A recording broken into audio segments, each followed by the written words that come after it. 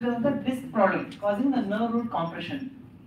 If there is a spinal cord problem, the cord has different symptoms, the root has different symptoms, the disc has different symptoms, and sometimes they'll have just back pain. Back pain can be because of just slippage of the disc, slippage of the vertebra. So that is called as listhesis.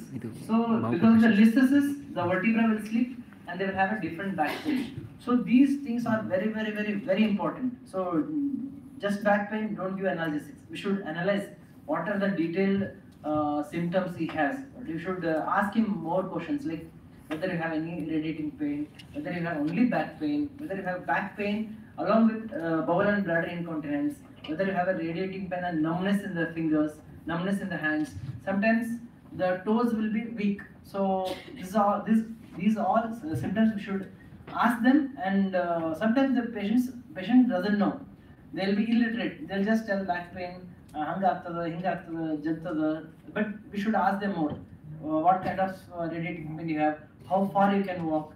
Can you sit and can you just sit and have a comfortable life, or you cannot sit also? So these basic things we should ask and we should analyze. So based on the symptoms, we'll know in brief that what could be the problem. So neck pain or back pain is very common, and axial spine pain is pain in the center part of the neck or the back is called as axial spine pain. That is very common. Sometimes they will have paraspinal pain also. Paraspinal pain is mainly because of muscle strain and muscle spasm. So whereas in axial pain, they will mostly because of the disc problem or the listhesis problem or any infection, any trauma, they will most commonly have axial spine pain. And we should also ask for root symptoms, whether there is having a radiating pain, how far he can walk, is he comfortable in sitting position, can he walk further for at least more than 100 meters. So these all things we should ask and then analyze. So most common, more than 90% of the back pain will settle by itself within 6 weeks. You don't need to do anything, just give some painkillers. But the problem is remaining 10%. The remaining 10% we should analyze why it is not coming down. So we should analyze what is the problem in that. So 90% what we do, just give non-surgical treatment. We don't need to operate on them. 90% will settle within 6 weeks. So what are the non-surgical treatment we give? Is give medications like NSAIDs, analgesics, muscle relaxant, and sometimes we give physiotherapy. Very severe pain, sometimes we do inpatient and treat them. Physiotherapy can be because of IFT, ICT, and exercise program, acupuncture. It is itself is in detail, but what I want to tell is more than 90% of the back pain will subside within 6 weeks. You don't need to do anything. But we should analyze that the remaining 10% of the back pain, there is something hidden. We should identify them and treat them accordingly. This is very important. So what are those 10% problems? What are they are? We should analyze for these red flag signs. Red flag means which are very dangerous. So sometimes patient will have presentation with less than 20 years of age or more than 60 years of age. Less than 20 years of age, usually they don't have back problem, but sometimes because of some other anomalies, sometimes because of spinal bifida, meningomenocyl, or any infections, any tumors, they'll have a back pain. So this is very uncommon age to have a back pain. So less than 20 years, usually they will not have a back pain. So if there is a young patient with back pain, we should think something is different. So even with more than 60 years, what will have, as age grows, the spine will go for stabilization. Means spine will become more stiff and strong. But more than 60 years, because of low calcium level, osteoporosis, patient will have collapse of the vertebra. So they will have a back pain. So we should think something is there. Something this female might be having something else. It is very common in females because as after 45 years, because of loss of menstrual cycle, all the hormones level will decrease in women. So it will lead to low calcium level in the blood. So as calcium level goes down, the osteoporosis will set in, and the osteoporosis will cause bone weakness, and if they do small activities, there will be compression and they'll start getting pain. So these are very important. So more than 60 years, less than 20 years, we should think, not just give painkiller, physiotherapy, no. We should analyze them. And trauma, any RTA, any self-fall, so we should analyze them and take an X-ray, and we'll come to know whether there is whether the patient has any compression fracture or a burst fracture, whatever. And tumors. Sometimes what will happen is the patient will have abdominal tumors and they come with back pain. Abdominal tumors presenting as a back pain means the abdominal tumor has grown, has spreaded everywhere, and went to vertebra and caused compression fracture. But will not know only, will think only back pain and give them analgesic. But when you take an X-ray or MRI scan, they will see a metastasis in vertebra. So we should be very careful. We just don't give analgesics and give painkillers. No.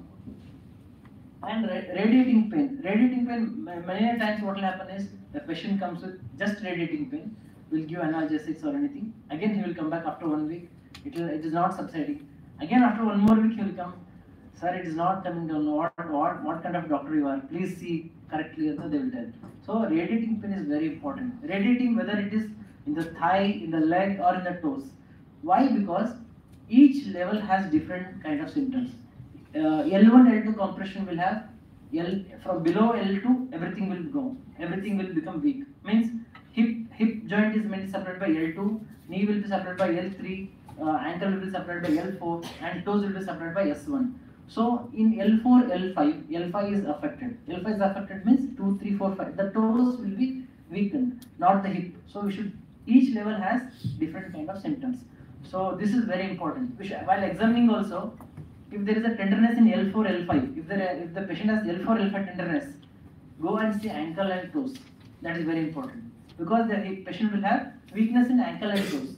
We should no need to check on hip and knee because hip is supplied by L2 and knee is supplied by L3. The patient tenderness is L4, L5. So like that we should analyze and check for the muscle level. And sometimes they will have absent reflex, like paraplegia. There is no reflex only, so they will have absent reflexes. So this is also very important. And in incontinence, sometimes the patient will have a urinary as well as bowel and bladder incontinence. Why this is important is if there is a cord compression, slowly patient will have bowel involvement, bladder involvement. The patient will not able to pass urine normally. There will be a stagnation of the urine in the bladder. The patient will have repeated urinary tract infection, and sometimes in bladder also they think as if something is abnormal, but they try to convince themselves that I will take Cme syrup, I will take some other syrup so that I can do a good motion. But that is not the case because the patient will be having weakness of bowel and bladder. That's why they will not be able to do normal bowel and bladder functions. So we should analyze correctly and treat accordingly. So coming to the common spine instability. What we should see is in case of trauma, when you take an X-ray, there will be fracture. So this one we can easily come to know.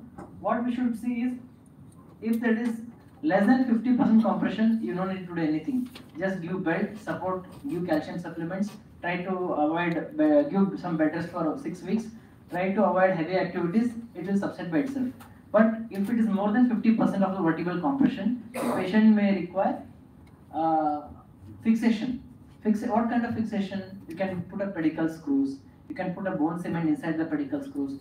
Whenever there is a compression, you can restore the height of the vertebra also. We can do balloon kyphoplasty. That is all the latest thing that has come up. So this one I will be telling. But we should analyze whenever there is a fracture. We should analyze and take one X-ray and see that.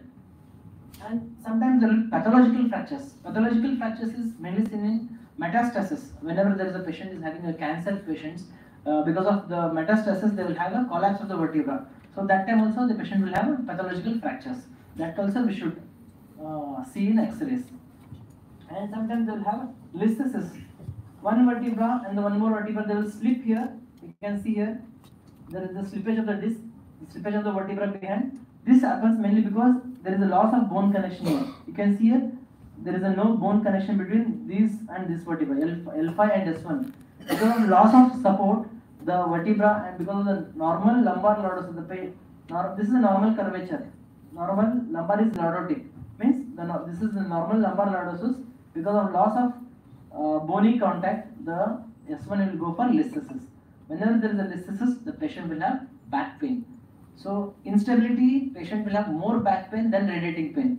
disc problem, they have more of radiating pain than the back pain. So these two things we should remember. Disc and the nerve root compression, the patient will have radiating pain more than the back pain. Whereas in listhesis, the patient has more back pain than radiating pain. So these two things are very important. If patient has more back pain, listhesis we should think. If the patient has more of radiating pain, we should think of disc or root compression. So this is very important. Okay, that's why. And when the patient tells and we take an X-ray, it's a confirmation that this is the cause. That we can just confirm the things. And whenever there is a nerve compression, say like whenever the patient has a radiating pain, how we can confirm is do a simple straight leg raising test. When ask the patient to lie down, ask him to lift the leg straight up. Whenever there is a say some 40 degrees, the patient has a radiating pain. You can confirm again with the dorsiflexion of the foot. When you dorsiflex the foot, the patient has increased stretching of the nerve and increased pain. So this is a simple straight leg raising test. It will be positive in disc prolapse. In claudication, this is very interesting. What will happen is the canal will be stenosis. The space for the canal will be stenotic. The patient, everything is normal, but patient has back pain. SLR is normal, X-ray is normal. X-ray shows just mild stenosis, that's all. But patient, whenever he walks more than 100 steps, he cannot walk further. He will sit down. He will take 5 minutes rest. Again he can walk another 100 steps. Again he will sit down for 10 minutes, take some rest. Again he can walk further for 100 steps. This is a common symptom they present. This is called as claudication pain. Okay, in claudication we should think of two things. One is neurological claudication and one more is muscular claudication. Vascular claudication is because of smoking and all, there is a stenosis of the blood supply in the lower limbs that will cause vascular claudication. Whereas in neurological claudication, the patient cannot walk further more than 100 steps. So in claudication, the SLR is normal, it will be negative. Whereas we should, whenever we take an MRI scan or anything, whenever there is a stenosis, the claudication pain will be there. So this is mainly seen in spinal stenosis. Okay. So treatment wise, first whenever the patient comes, try to treat them conservatively. First, go for medications like NSAIDs, analgesics, and sometimes in physiotherapy also. If it is not subsiding, we should go for next step of treatment. Next step is usually sometimes they give intradural steroid injections and all whenever there is inflammatory, but it is of not so proven. They tell after 6 weeks again the symptoms will subside, symptoms will again come back. So this is only a partial treatment of just to subside the symptoms. You just give epidural steroid for a few weeks, the patient will be fine. Again there is chances of coming back. So if after conservative treatment, if the patient is not improving, the patient still has a lot of pain, radiating pain, back pain. So you should think of two things. If there is a disc problem, do discectomy. If there is instability problem, give some stability to the spine. So how will you use instability? Stability can be given with plates, screws, or pedicle screw fixation. What we call is pedicle screw fixation. If there is only disc problem, you just do discectomy. Just whenever there is a compression, just release the compression, the patient will be fine. Whereas in instability, you should give a stability to the spine, so that the patient will not have any radiating pain or a back pain.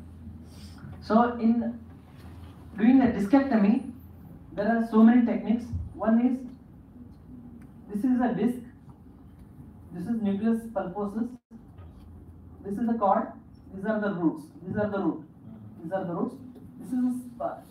lamina, this is spinous process, this is a transverse process, and these are the facet joints, So this is spinous process, this is lamina, this is a facet, this is a transverse process, this is the spinal cord, this is the roots, this is the disc, and this is nucleus pulposus or annular of the disc. Whenever there is a tear in annulus, the disc material will herniate, cause compression in the nerve. This nerve is compressed. The nerve, whichever it supplies, will be gone. Means the radiating pain will be there. And if example L4, L5 is involved, whatever L5 supplies, that patient will have L5 symptoms, motor or sensory both. So what we should do is, we do a compression here. No, we should open the lamina, remove the spinous process, open the lamina, whatever the disc herniated. No, we can just retract the nerve root. This has to be removed. When you remove the disc, it will come back to normal shape, and this compression will be released. So this is how you do a normal discectomy. So there are so many other techniques. Laminectomy, laminotomy. Laminectomy means you remove it off. Laminotomy means just open it. You just do opening stage. Foraminotomy means you just do opening the foramen, only the foramen. This is called as foraminotomy. Previous days, what they used to do is they remove everything, spinous process, both the laminas, everything they used to do. Now, just advancement is, you just do, if there is compression only here, you just do foraminotomy. Only here, this part is removed. And you just do laminotomy, means just remove this part of the lamina and release the nerve root. So this is the latest thing. What will happen is, if you remove everything, these joints will become weak. After surgery, if the joints become weak, the patient cannot walk again. So don't remove everything. Especially these facet joints are very important in spine. Don't remove all spinous process, lamina, facet. Don't remove that. Only whatever is the problematic thing, we should address that. So just remove the lamina or foramen. So that is the latest technique what we are doing.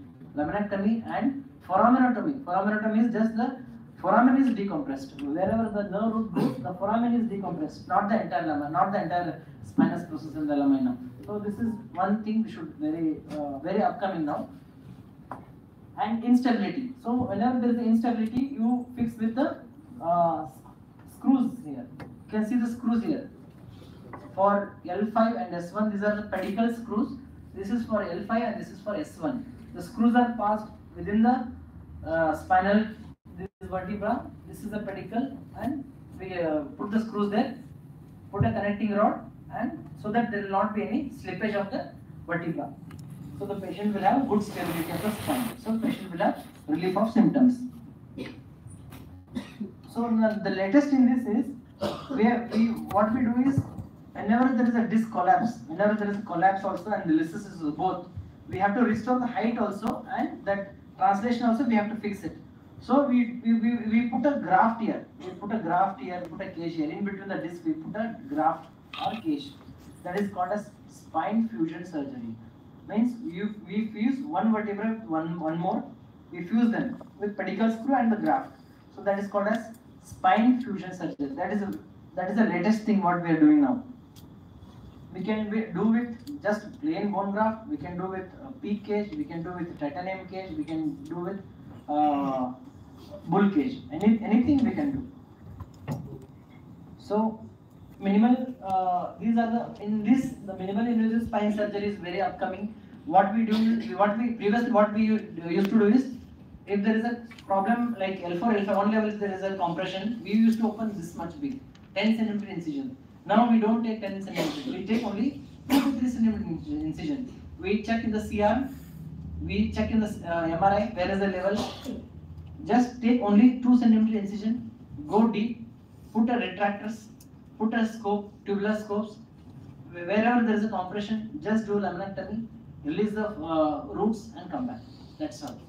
If you want to put a screw also, just wherever is the pedicle, just go there, put a pedicles, then come back. Put the screws and tighten it and come back.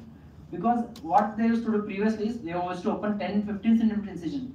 The patient will have more of surgical pain rather than the back pain. So all that things have been avoided now. The patient can walk home very next day also. So the discectomy, decompression, this is all we can do with minimal invasive spine surgeries. One more thing what we can do is, if the patient is not affordable or the patient is not willing for surgery, we can do radio frequency rhizotomy. Means a small nerve root is radio frequency waves are passed and nerve roots are ablation is done. Nerve roots are destroyed actually. So this is very limited application. They won't do in every patient.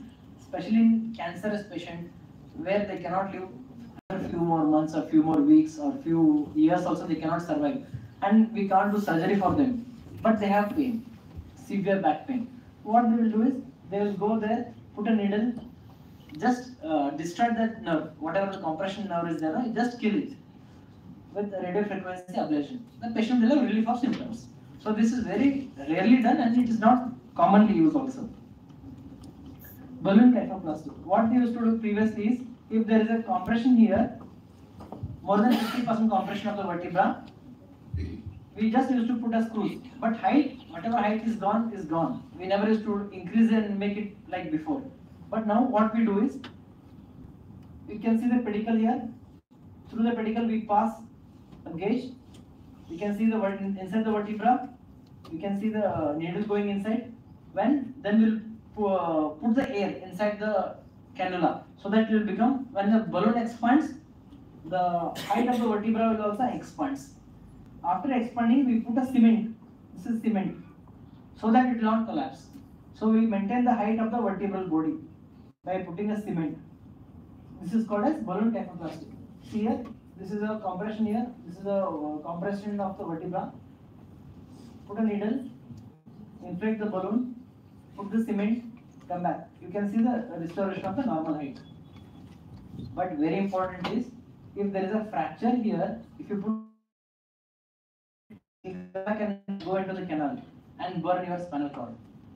So we should be very careful. This wall has to be intact. If the cement goes anterior, it's okay. Cement should not come back and kill the spinal cord. So this posterior wall of the vertebral body is very important. So while putting a needle, we should check again and put a cement. This is very important. And cervical disc replacement. What we used to do previously is, whenever there is a disc inside the canal, we just used to remove the disc and come back. But the disc material will be gone. Again there will be falling of the vertebra. Again there will be decreased disc space inside the vertebral body. So now what we do is, we put an artificial disc also. When, after removing the disc, we put an artificial disc. This is artificial disc.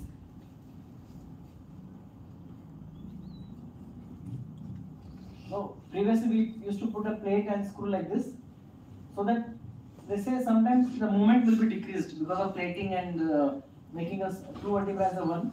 The normal mobilization will be hidden. So after doing the cervical disc replacement, the patient will have normal movements also.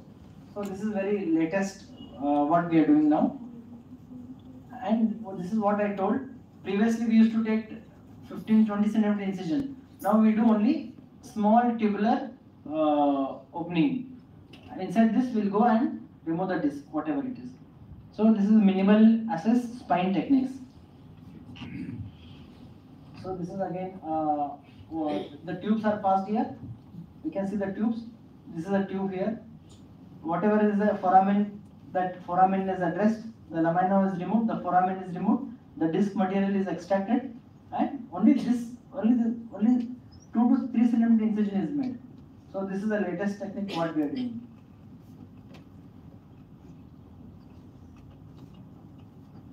And fusion also. Just go inside, put a cage and fuse. These are the screws what we are doing. This is the screws. This is the cage. This is the cage. This is the cage. These are the screws. And to put screws also, many people used to take long incisions, but now we are doing it with many open. Just small open. Wherever you want to put a screws, just take incision there. Pass the guide wire. Guide wire you pass the screws, and this is the connecting rod you are passing between the screws and tighten it. So even for putting a screw also, you don't need to take a big incision. To put a screw also, you take only 2 to 3 cm incision. Multiple incisions. Wherever you want to put a screw, take multiple incisions, put a screw there, and this is a special instrument used to pass the connecting rods. These are again a direct lateral interbody fusion. This is the same thing, whatever I told. This is a cage. And more importantly, we should select the patient. We cannot operate on a 150-200 kg man. We should be very careful, because we should see for normal curvature, what more it can, you cannot, I mean to say, if it is a 200 kg, if you put one or two screws, it will not hold. So you need to do multiple fixation, long incision. So patient selection is also very important. Otherwise, it will be a failure only. So thorough investigation, thorough clinical finding, and what is the problem you should think, and do a right operation. If you do all these three, I think nothing you should be worried of. The patient will do fine. That's all.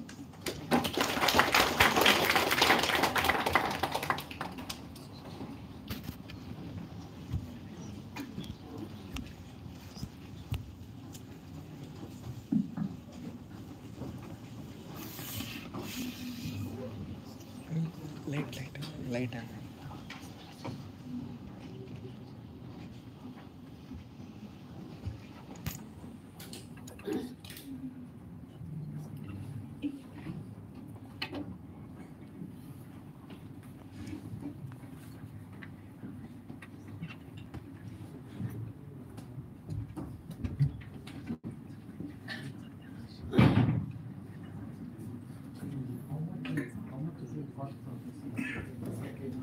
Discrepancy is now in Ayushman Bharat scheme, we are doing it very less price, around 20 to 25 rupees.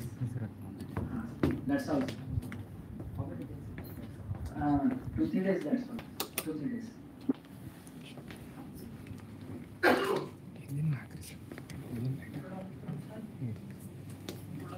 Good afternoon. Sir, can you please tell me about atrophic spinal cord? Atrophic spinal cord.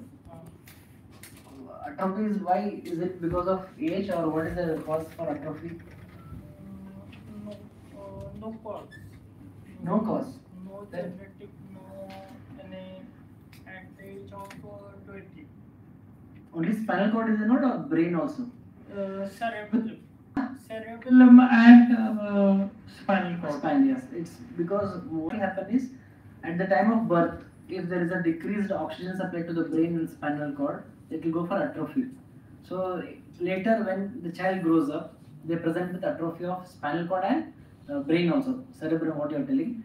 So that time the patient usually have a mental retardation also, and weakness of both upper limb, lower limb and down. Those cases usually we don't operate. More of physiotherapy what we give for them. We try to stimulate the nerve and try to rehabilitate the patient. Stem cell therapy they are doing for atrophy, spinal cord and brain also, but it's very upcoming. It's not done routinely. This is the latest that is our treatment for them. And sir,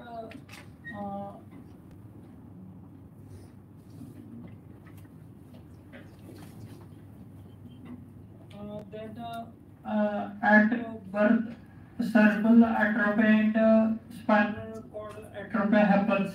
Okay. Then how to detect that fault? Yes, you can see the milestones when the when the child grows up. Like neck holding position usually takes 3 months. For them, mental retarded patients, they will take 6 months to 1 year. So whenever there is a delay in milestones, standing with support, it is usually 1 year. So those kind of patients will not able to stand or walk up to 2 years also. So any delay in milestones, we should think of some central cause, that is brain or spinal cord. So immediately we should meet a neurosurgeon or a child pediatric surgeon and take a MRI scan of the brain and spinal cord. Whether there is a atrophy of the brain, you should see. And if it is proved, then you should start with physiotherapy. Usually they will start with physiotherapy, stimulate the nerves, and try to rehabilitate the patient. So if it is atrophy is very severe, if the brain has lot of damages, the prognosis is not so good. If it is very minimal, the prognosis is usually good. We have to do a lot of physiotherapy for them. And if a patient has no any मतलब उसको अंदाज नहीं reflex आता है ना reflex Yes. उसको पर अंदाज नहीं होता yes. Those all milestones, reflexes, all that is all because of central cause. That is. तो उसको अगर इलाज क्योर ट्रीटमेंट क्या है? That is no cure for that. There is no cure for that. Stem cell therapy, they are doing it. They are trying to regenerate those brain and spinal cord cells. They are trying to stimulate and regrow, but it is not so successful. It is still under trial process, and it is not so successful. Still, it is under trial, and the prognosis is not so good in them. They usually don't do well.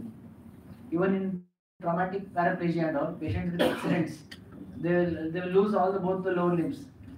Whatever you do, usually the recovery is not so good because nerve root, nerve cord, some when it is compressed and gone, it is gone. You try to do pedicle screw, you try to do many things, but if there is a severe compression for a long time, they will not do good. They will not do good. Lifetime they will be paraplegic only. Now they are trying to do a stem cell therapy for the spinal cord. So they try to regenerate those whatever the cells that are dead. They will try to regenerate, but it is not successful. They will be bedridden for lifetime. Sir, if only cerebral atrophy is there, Yes. then it can further proceed to up to spinal cord. If there is an insult to the spinal cord also at the time of birth, if there is insult, definitely the entire spinal cord will also have atrophy. But only if there is an insult in the brain, cerebrum, then only the spinal cord will not have any deficit. The main brain will be atrophied.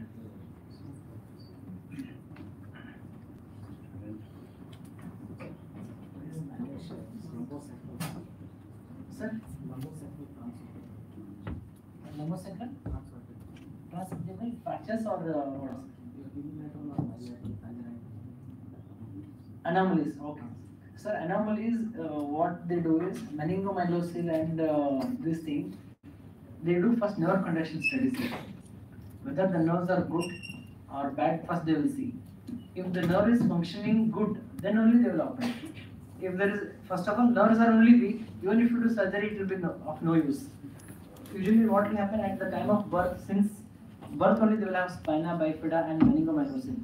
So the spinous process will be open and the meninges of the spinal cord will come out and become meningomyelocele. When the nerves are itself weak from birth, even if you operate nothing, the patient will not do good. Sir. So what they do is, first the patient they will do rehabilitation first. They will try to improve the strength of the nerves. They do physiotherapy. First, before surgery, they will do a lot of physiotherapy. Improve the strength. Then, if it is indicated, then they will operate. Otherwise, they will not operate, sir. So, in some patients, there will be back pain because of this lumbosacral transfer. How If we take. Syndrome. Okay. So, extra transfer process. Yes. Sir. Yes. What they will do, sir, for that? They will take one, first they will see the CT scan and MRI scan, both. CT, why it is important is the extra bone growth, what you are taking, it will be seen in CT scan. Whereas the nerve compression, which nerve is affected, it is seen in MRI scan. So they will see both and they will compare which nerve is affected. If, say example, L4, L5 is affected, if L5 transverse process is causing the compression, they will operate only on L5 nerve. They will remove the transverse process, extra transverse, they will just remove it. Transverse process doesn't have any, if you remove it, they will not have any problems. You can just remove it and decompress the nerve. That's all. Then what about the part of pulse articulations? Whether it causes pain? No, sir. No need to worry, sir. Absolutely no need to worry. If the normal facets are normal, extra facets or whatever extra transverse. If nerves are not compressed, then only that part, pulse articulation is causing the pain. Yes. Then how to manage? If there is, along with that, if there is instability, then you do pedicle screw fixation. If it is causing problem, we do pedicle screw fixation. If not, we just have to remove that extra transverse process and decompress the nerve. That's all.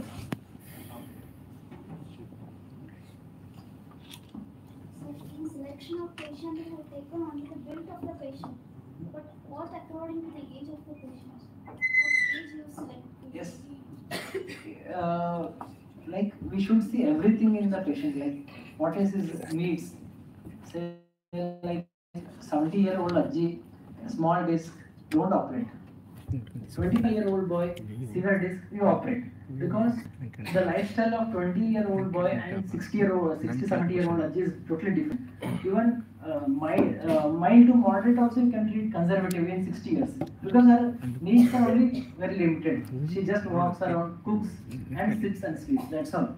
You don't need to make her go and run. For her, that's enough. That's her demand. So selection of the patient, this is what is important. Patient needs. What is her needs? What are her activities? What is her demand? We should treat accordingly. And the age and obesity, what I was telling. Because if before operating those kind of patients, we should tell them to reduce their weight, then only we'll operate. Because chances of failure is very high in obesity patients. So we don't want to spoil your name also. So I tell them clearly, reduce your weight. If the problem is still persisting, then we'll operate. Otherwise, don't treat those kind of patients because failure are very high with those kind of patients.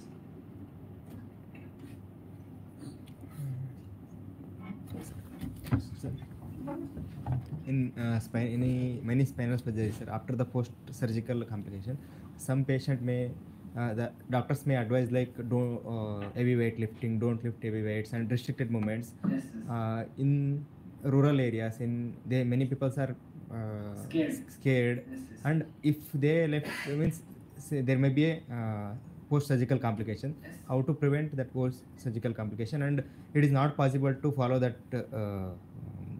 criteria in rural areas, sir. Yes, yes. How we can manage such case? Very important. In example, if there is a listhesis L4, L5, many people, there will be compression also and instability also. What people will do? They will do only, sometimes they will do only discectomy or release the nerve. That will cause more harm actually. Because first of all, there is instability. If you don't put screw, it will go for further instability.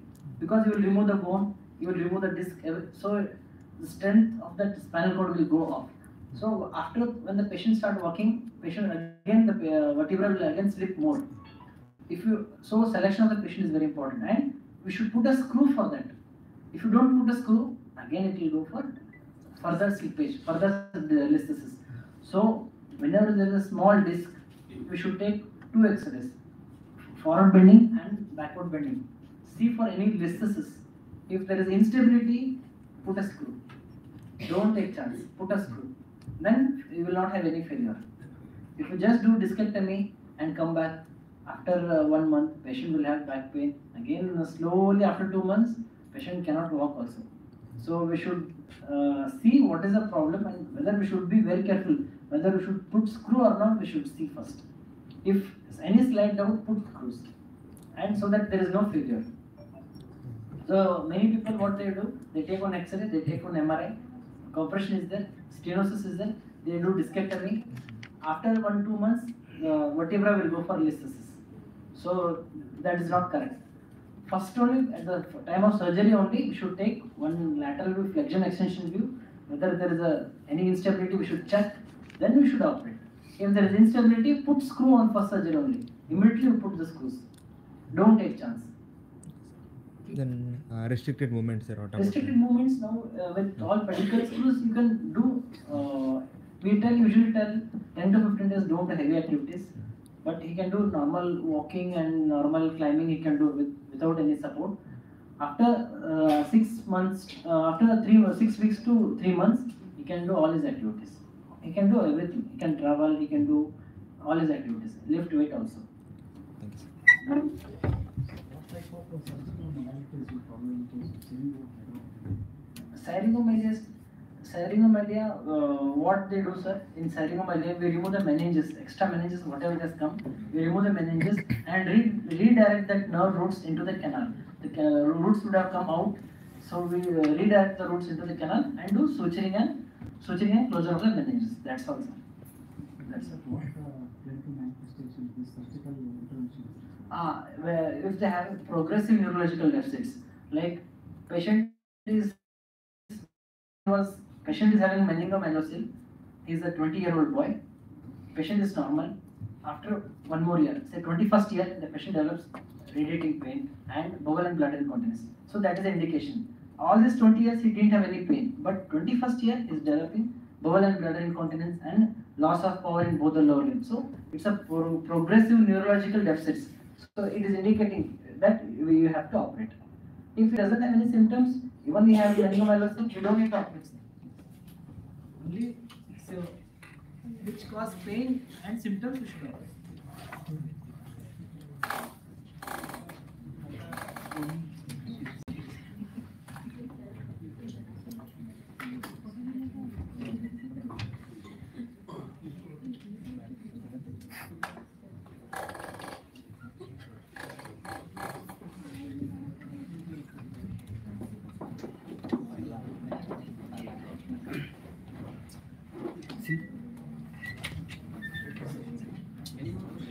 Low back pain already attend patient approach at the latest usually in the local they won't approach. They will do local anything. So is there scope for surgery or the patient will be kept like that only? For that, first we should do nerve conduction study. Nerve conduction study, we should see whether the nerve is intact or not, whether it can function or not, whether it's a neuropraxia or axonopathy.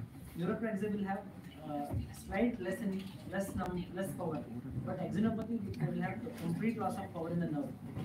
So if you operate also, the nerve doesn't have any strength. So already the nerve is dead. If you operate, patient will not do a good recovery. Those kind of patients, you should inform first only that even your nerve is already weak, you have presented late, your nerve is already damaged. Even though if I do surgery, there will be no improvement. For those, we should do tendon transfer. Like if there is a foot drop, we remove one more nerve, we change the nerve, insertion of the tendons and support that whatever the ankle articulation is lost, we should do a tendon transfer for that. From tibialis posterior to tibialis anterior, they do a tendon transfer.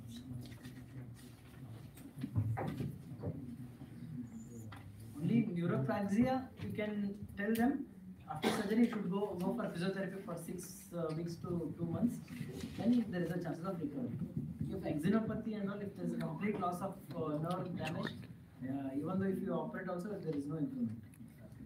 Since the 4 to 5 patients they already underwent Surgery, yes. They started scolding the Yes, that's because they will not do nerve conduction study before and they will not tell the patient. Just for the sake of surgery, they will operate, they will take the money, then the patient will go to the doctor. Sir, in balloon kyphoplasty, the cement are used in both the vertebra. Cement? Cement are used in both vertebra, but there may be remain the flexibility or it Once the cement sets in, the stability is maintained. flexibility. Everything, flexibility, everything is maintained. There is no any complication. No complication. After how many days you will be? After 15 days, you can walk and do all his activities. Everything you can do.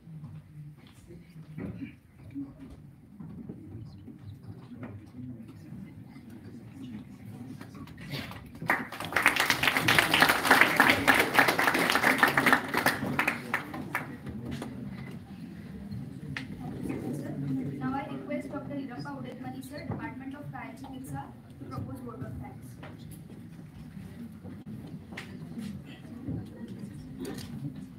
Good afternoon, one and all. It is my pleasure and honor to give a vote of thanks on the behalf of DGI Ayurvedic Medical College, Kerala.